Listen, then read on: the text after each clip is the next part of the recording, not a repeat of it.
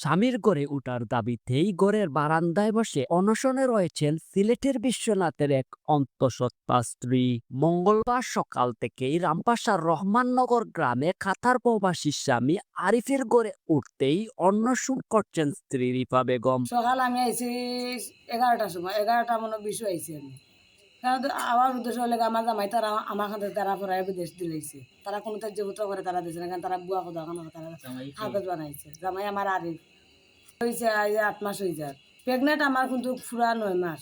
উদ্দেশ্য হয়েছে আমার জামাইয়ের বাইরে আমি এনে থাকতাম, যে তারা কিন্তু ঘরে আমার হারান না। তারা টাকা তারা ত্যায্য করে দিলাইছে, কিন্তু কাজ কোনো হলে ত্যায্যপুত্র করে লেখা কোনো দেওয়া নাই এখানে।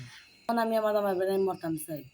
আমি এই সময়কাল আমার কেউ জায়গা দেন, আমি অসহায় পড়ে গেছি।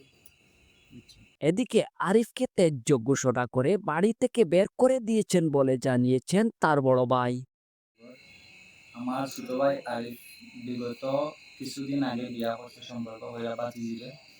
এখন একটা ড্রাইভার মেম্বার সামিলে আমরা ত্যায্য হইয়া দিছি আমার বাইরে। এখন মেয়েটা 2 দিন আমার বাড়িতে ইয়া যে অভিযান চালার আমার বাড়িতে মরতো একটা ড্রাইভার আমি নিতে পারতাম না। এবং কি যারা যারা বিয়া করাইয়া দিছেন তারা গেছে যাও, তারা গেছে যা কোন সান্ত্বনা পায় হেরা বুঝো হে দিবনে। আর আমার বাইরে ত্যায্য করে আমি একবারে বার্তনে দিলেছি আমার বাসে সহ বা আমার বন্ধুষ্টি যাবা তারাও আসলে এই সম্পর্ক মাইনা নিলা না। এখন সব যুক্ত হয়ে দিছে এই সম্পর্ক নাই। কোরবানির ঈদ প্রায় 5 মাসই গেছে, 5-6 মাস জি না। এই বিষয়ে আমরা কিছু জানি না। তার কাছে সংসার করছেন যে রিফা বেগম, তার লগে সংসার আসলা, তার সংসার আমরা কোনো জায়গায় ডিস্টার্ব করছি না। আমার বাইরে যে আমরা ত্যায্য করছি তার লগে কোনো সম্পর্ক আমরা রাখি না।